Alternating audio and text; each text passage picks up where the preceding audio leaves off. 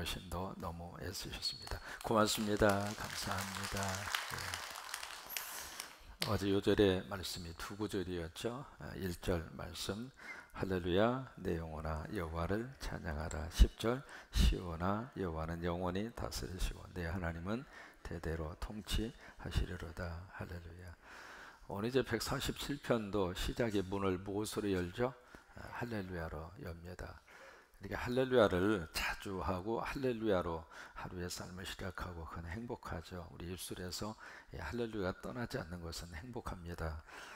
근데 할렐루야를 할 때 꼭 기억을 해야 할 것 중에 하나가 이게 그냥 아무 의미 없이 나오는 습관적인 단어가 돼버리면 아무 의미가 없어요. 예를 들면 이제 목회자로서 이제 설교자로서 그런 유혹을 참 많이 받습니다만은 마치 성도들에게 아멘을 유도하기 위해서 할렐루야를 남발할 때가 있습니다. 그래서 아멘 소리가 적으면 막 화를 내요. 아멘 그거밖에 못하느냐고, 터진 입 가지고 그거밖에 못하느냐고 막 그러면서 무슨 생각을 하느냐면 마치 아멘 소리가 그 설교자의 어떤 설교의 수준을 측정하는 것으로 설교자 스스로가 그렇게 생각을 할 때가 있고, 또 그런 유혹을 참 많이 받을 때가 참 많습니다.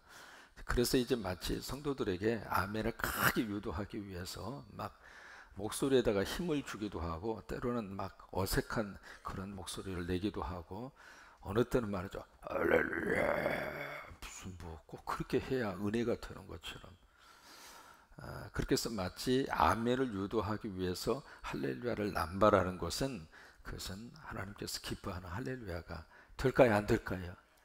안 돼. 그러니까 저부터 그런 유혹에 빠지지 않도록 조심을 해야 하고, 또 하나 서로 이렇게 만났을 때 어색하니까 마치 서로 주고받는 인사처럼 할렐루야 하면 할렐루야, 서로 인사하기 위해서 주는 단어가 아니거든요. 그러니까 할렐루야라고 하는 단어 자체는 너무 귀하잖아요. 그 의미도 귀하고 교회에서 늘 듣는 말이고 하는 말이고, 그런데 그러면서 그 단어 자체가 자칫 잘못하면 원래 하나님이 말씀하신 의미성에서 변질되지 않도록 항상 우리가 조심해야 되고, 왜냐하면 우리의 단어 하나까지라도 하나님이 주셨던 그 말씀의 본질에서 벗어나면 그 단어 자체가 전부 다 인간적인 단어로 다 바뀌어져 버려요. 그래서 이 할렐루야도 마찬가지입니다. 여기 이제 할렐루야 의미 너무 우리가 너무 잘 알고 있잖아요. 누구를 찬양해요? 그래, 할렐루야라고 하는 그 단어 속에 누가 들어가 있느냐면 하나님이 들어있단 말이죠. 그러니까 하나님을 찬양하라, 그게 할렐루야거든요. 그러니까 이쪽에서 할렐루야 하나님을 찬양하자 하면 그쪽에서도 그래 맞아 하나님 찬양해야지, 이게 서로 주고받을 수 있는 하나님이 기뻐하는 할렐루야의 용어다, 바로 그 말이에요. 그러면서 이게 1절에 할렐루야 누구를 찬양하느냐면 누구 하나님, 여기서 우리 하나님 그랬어요. 나의 하나님이 되기도 하지만 당신의 하나님이 되기도 하고, 그리고 우리 하나님 공동체적인 그런 고백을 담고 있잖아요. 우리가 함께 지금 섬기고 있는 하나님 우리 아버지가 되시고, 그 하나님을 향하여 우리가 할 수 있는 일이 무엇인가, 그 하나님 찬양하는 거란 말이죠. 그 마음을 담아가지고 고백하는 단어가 할렐루야라고 하는 그 단어예요. 그러면서 그렇게 할렐루야를 하는 그 이유가 세 가지입니다. 그것이 왜 그것을 해야 하는가? 첫째로 선하기 때문에. 우리가 할렐루야를 하고 하나님을 찬양하는 일이 선하다 그 말이에요. 그것을 거꾸로 말하면은요, 세상을 찬양하고 세상을 높이는 것은 악하다 그 말이에요. 선과 악에 대한 분명한 기준을 성경이 말씀을 하시고 있잖아요. 그러니까 하나님 앞에 할렐루야로 하나님을 높여드리는 것은 우리가 할 수 있는 가장 선한 일이기 때문에 그렇고, 그 다음에 두 번째는 하나님을 높여드리고 찬양하는 일이 아름답다 그 말이에요.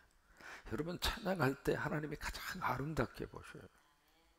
찬양할 때. 그리고 세 번째는 하나님을 찬양하고 할렐루야 하는 것이 마땅하다 그 말이에요. 그것이 당연하다 그 말이에요. 그러면서 이게 2절로 이제 20절까지 상당히 긴 문장이 쭉 해서 이어지고 있습니다만은 그 내용의 가장 중심에 누가 지금 딱 계시느냐면 하나님이세요. 이것이 왜 우리가 할렐루야를 해야 하느냐, 그리고 할렐루야를 할 수밖에 없는 그 이유가 뭐냐, 그것은 하나님의 이러이러한 분이고, 하나님을 이러이러한 분을 우리가 믿고 있기 때문이고, 이러이러한 하나님의 역사하심 가운데 우리가 살고 있기 때문에 우리들이 하나님 앞에 할렐루야 하는 것은 마땅하다, 그 말이에요. 그러면서 이제 이 2절 이하에 쭉 그 말씀을 계속해서 구구절절히 그 고백의 말씀을 담고 있습니다. 2절로 3절을 보시면 여호와께서 예루살렘을 세우시고 이스라엘의 흩어진 자를 모으시고 상심한 자들을 고치시고, 그 상심이라고 하는 단어는 영어로 broken heart입니다. 가슴이 깨어진 사람. 여러분 마음속에 상처가 있고 눈물이 있으면 가슴이 다 깨지는 거예요. 으깨지는 거란 말이죠. 그래서 여러분 답답하면 어디를 칩니까? 머리를 칩니까? 가슴을 칩니까? 다리를 칩니까? 가슴을 쳐요. 왜 그래요? 여기가 깨졌다 이 말이에요. 그러니까 그 마음, 그것이 바로 상심한 마음이거든요. 근데 그 상심한 마음을 어떻게 해 주시느냐면 고쳐주신단 말이죠. 그리고 그들의 상처를 어떻게 해 주어요? 이런 하나님, 이 하나님이 나의 아버지가 되시기 때문에 그 하나님을 할렐루야 하자 이 말이에요. 그 하나님. 근데 그 하나님이 지금도 우리를 세워주시고, 여기 이스라엘 그리고 예루살렘, 이제 구체적으로는 교회 그리고 우리의 민족, 그게 예루살렘이고 이스라엘이거든요.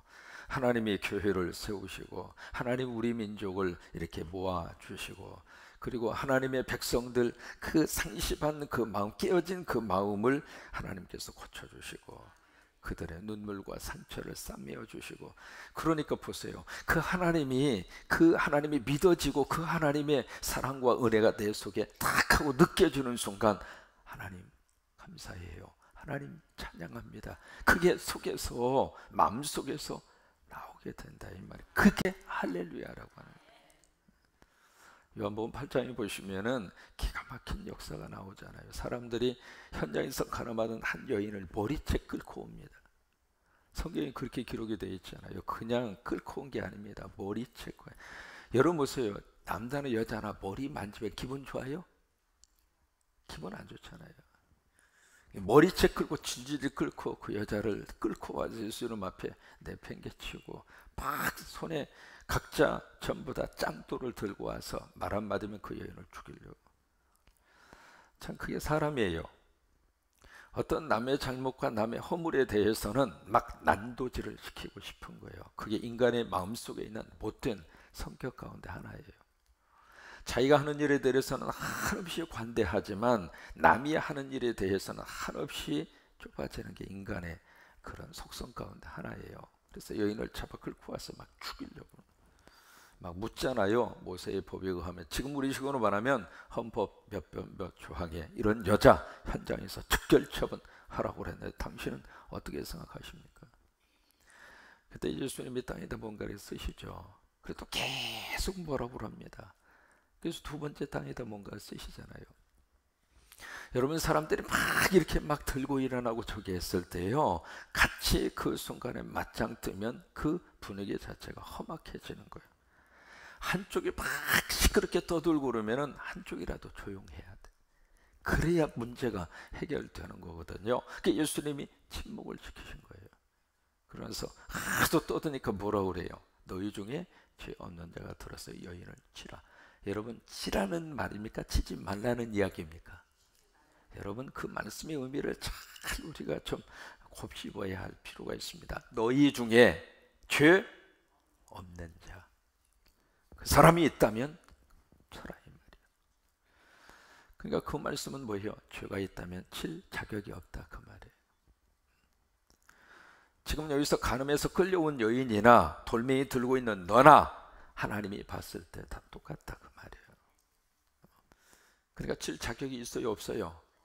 없다 이 말이에요. 근데 참 그 당시의 사람들은 양심이 살아 있었고요, 영성이 살아 있었어요. 왜? 그 말씀의 의미를 아는 거예요. 그래서 돌멩이를 놓고 다 떠납니다. 나중에 예수님하고 그 여인만 둘이 딱 남았어요. 그 순간에 예수님이 그 여인에게 질문하는 말이 있습니다. 여자야, 너를 정죄하던 사람이 어디 갔느냐? 아무도 없나이다. 그때 예수님이 그 말씀을 하시잖아요. 나도 너를 정죄하지 아니하겠다. 그게 예수님이세요. 여러분, 교회에 오고 주님에게 오면 예수님 정죄하지 않아요. 근데 왜 여러분들이 정죄하려고 그러세요?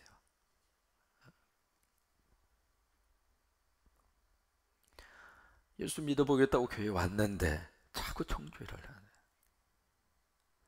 주님 예수님은 아무 그 정죄하지 않으시고 그 여인의 과거 왜 그랬어? 어떻게 그럴 수 있니?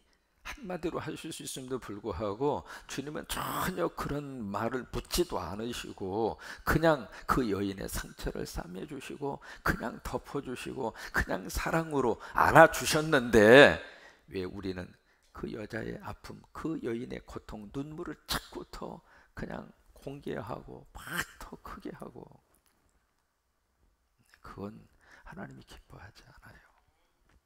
왜 우리가 하나님 앞에 할렐루야를 할 수 있는가? 그 하나님이 우리에게 베풀어 주시는 그 은혜와 사랑이 너무 행복해서 그런 거예요. 지금도 하나님은 우리를 세워주시고 우리를 모아주시고 우리를 고쳐주시고 우리를 싸매어 주세요. 그래서 하나님의 사랑이 좋은 거예요. 부모 앞에 자식은 어떤 잘못을 했어도 떳떳해요. 왜 그래요? 아빠 엄마니까. 자식놈이 밖에서 별짓을 다 하더라도 부모님은 내 편이 되어준다고 하는 것을 자식은 알고 있어요. 그리고 이 세상에 어떤 일이 있어도 내 편 되어줄 한두 사람은 반드시 필요한 거예요. 뭐 그렇잖아요. 왜요? 내가 잘못했으면 잘못한 거 누가 말하기 전에 스스로가 아는 거거든요. 그러니까 왜 부모님이 좋으냐면 부모님은 그 자녀들을 그냥 끝까지 그냥 내 자식 편이 돼주고 싶은 거예요. 그게 부모예요. 제가 봤을 때 뻔히 내 자식놈이 잘못해서 모르는 거 아니거든요. 그래도 자식 편에 딱 들어서 아이고 내 자식이 최고요. 최고는 뭐 최적이요. 최고야. 항상 말썽만 피우는데. 그래도 부모로서는 그 자식 편을 끝까지 들어주고 싶은 게 여러분 부모님 마음이죠. 하나님이 똑같다 그 말이에요. 하나님은 하나님의 자녀 편에 이렇게 서고 싶은 거예요. 그래서 그 자식을 그냥 아버지 품으로 오기만 하면 싸매시고 그 다음에 고치시고 그렇게 해주시겠다고 하는 거예요. 여러분 인정하시면 아멘. 두 번째로 여기 여러 가지 많은 말씀을 볼 수 있습니다만은 왜 우리가 하나님을 찬양하고 할렐루야를 할 수 있는가? 거기 보시면 8절과 9절입니다.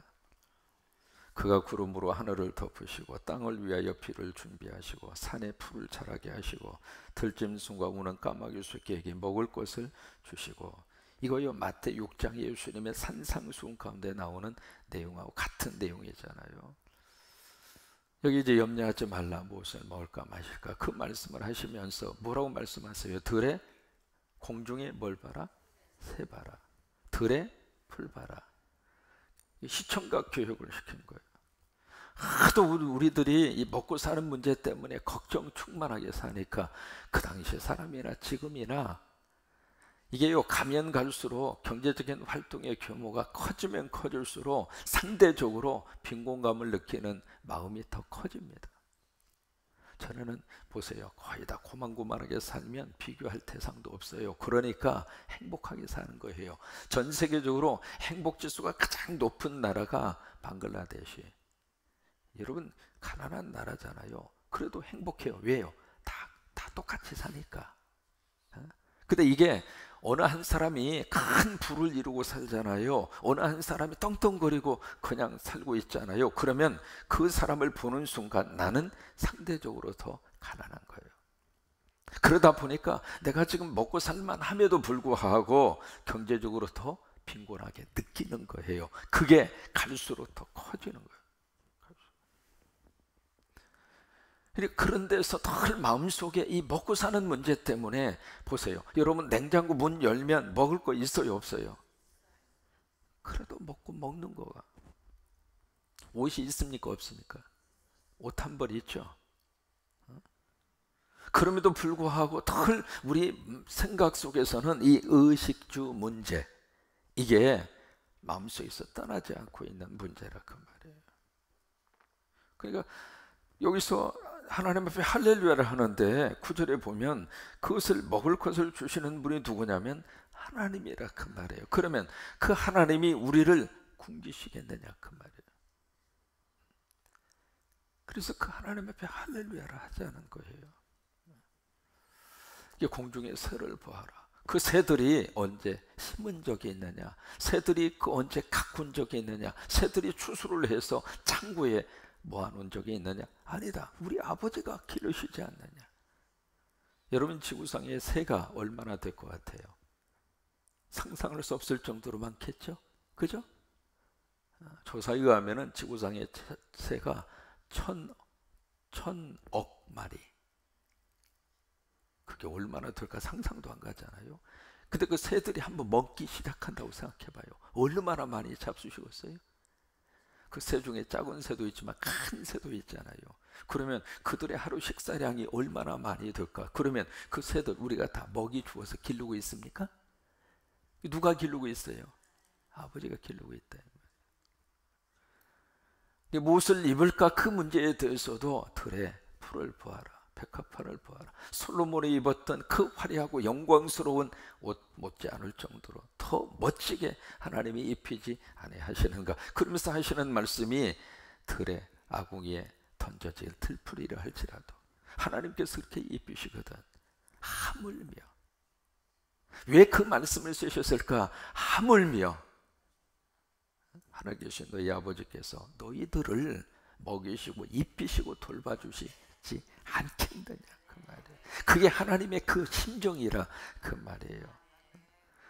광야의 삶이라 할지라도 하나님의 당신의 백성들 굶어 죽은 사람 하나도 없었어요. 어깨 좀 펴고 삽시다.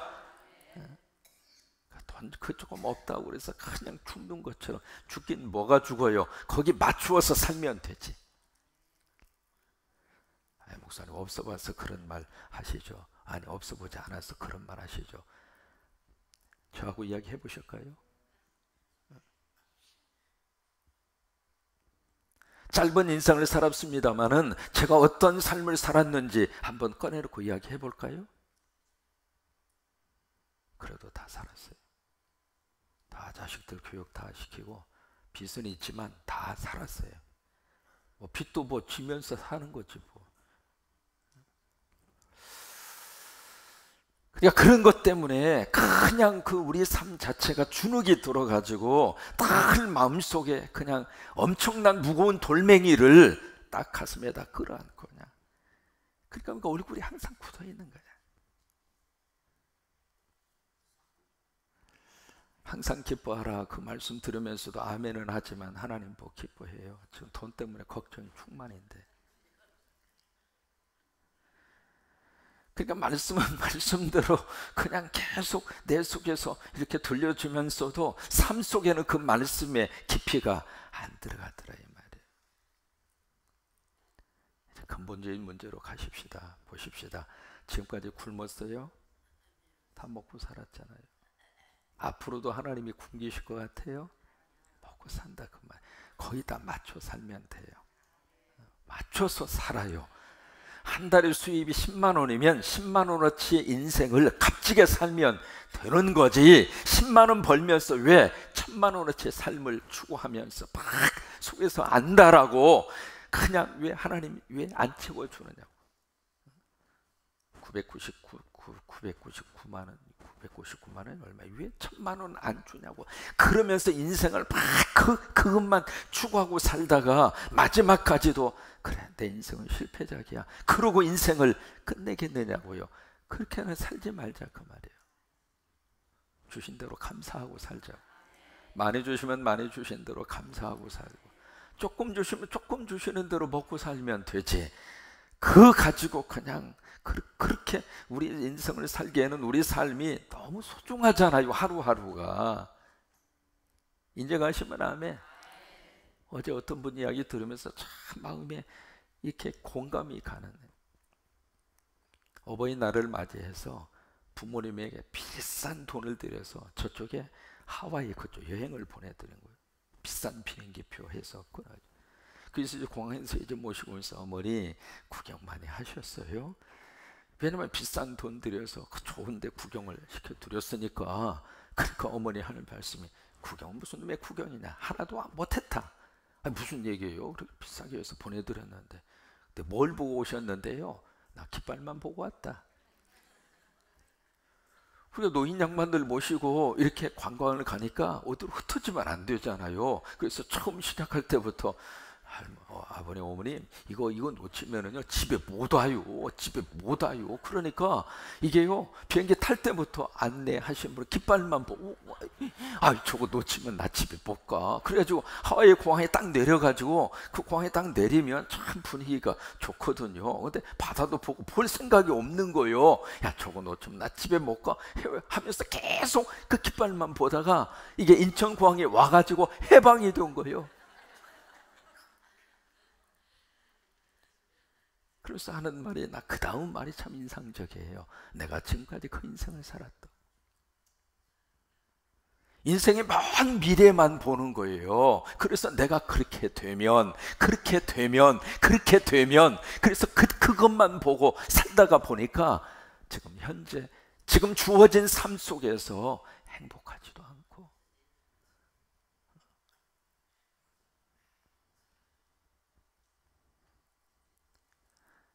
그 말이 그렇게 가슴에 와닿더라고요.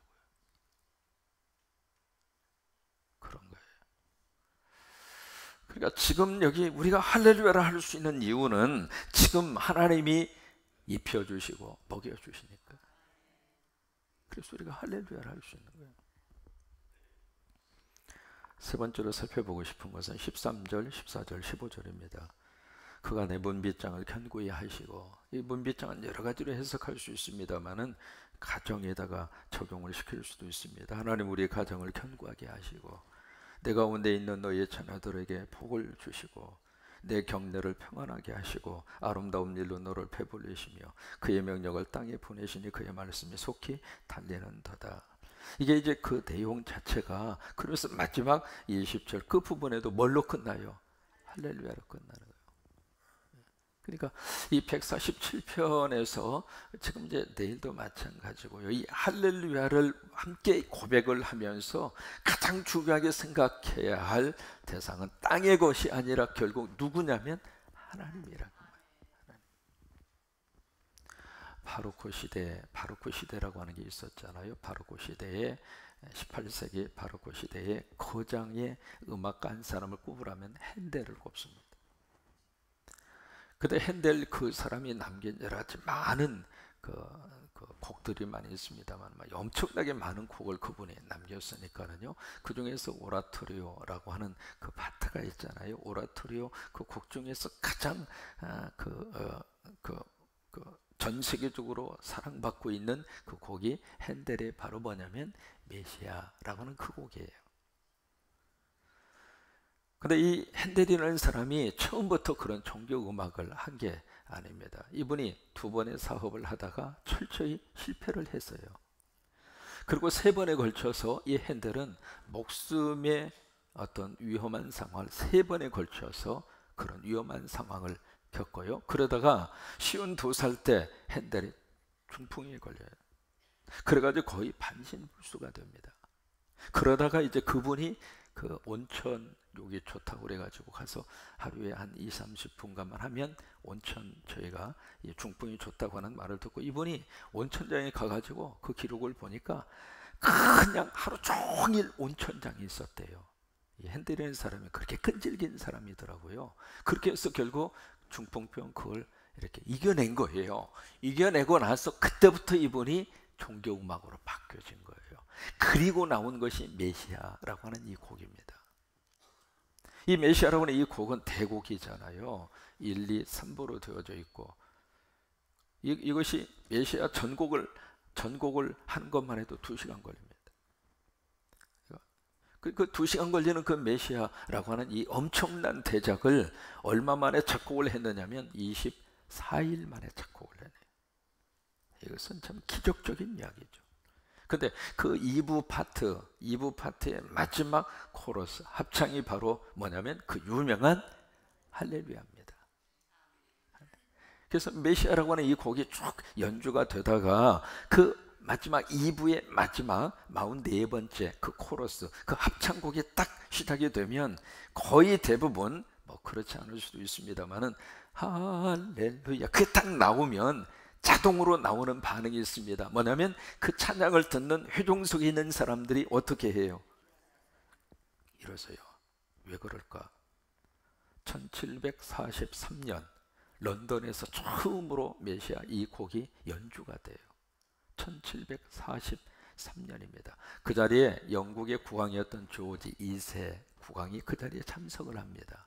그러다가 할렐루야 이 곡이 울려 퍼지는 순간 자기도 모르게 감동이 일어난 거예요. 앉아서 들을 수가 없었던 거예요. 온몸에 전율이 온 거예요. 여러분 그럴 때 있잖아요. 도저히 내가 이렇게 지금 이 상태로 저 찬양을 들을 수가 없다. 그래서 그 조지 2세가 자기도 모르게 자리에서 벌떡 일어나니까, 왕이 일어나니까 그 옆에 있는 사람도 일어나고, 옆에 있는 사람이 일어나니까 옆에 있는 사람도 일어나고, 졸던 사람도 일어나고, 저 뒤에 있는 사람도 일어나고, 그러다 보니까 다 일어나게 돼서 그게 하나의 전통이 돼가지고 그렇게 해서 일어나는 그런 습관이 있는 거예요. 근데 그 가사를 보면은요, 할렐루야 할렐루야 할렐루야 쭉 나옵니다. 그러면서 왜 우리가 할렐루야를 해야 할 수밖에 없는가 라고 하는 그 이유를 그 뒤에 계속 그 가사 속에서 나오고 있습니다. 할렐루야 할렐루야는 왜 할렐루야 하는가? 하나님이 영원히 다스리기 때문에. 왜 우리가 할렐루야 하는가? 왕이기 때문에. 왜 우리가 할렐루야 하는가? 할렐루야를 해야 하는가? 주의 주님이시기 때문에. 그래서 할렐루야 하는 거예요. 오늘 하루의 삶도 할렐루야의 축복이 넘치기를 주의 이름으로 축원합니다. 우리가 기쁠 때만 할렐루야 하고 슬플 때는 놀렐루야 하고 그렇게 하는 게 아니에요. 기쁠 때도 할렐루야, 슬플 때도 할렐루야. 여러분, 스펄전이라고 하는 목사님이 그런 이야기 합니다. 들어보세요. 일생이, 만약 우리 삶의 일생이 꿀과 같이 달기만 해도 해롭고, 우리 일생이 쓰기만 해도 해롭다. 그죠? 이게 꿀이 좋기는 좋지만 매일 꿀만 먹고 어떻게 살아요?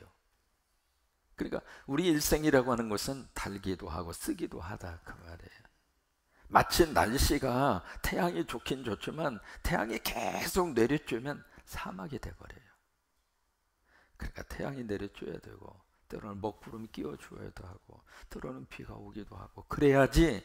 이게 비가 좋긴 좋죠. 근데 비가 계속 오면 거기는 밀림이 돼버려요.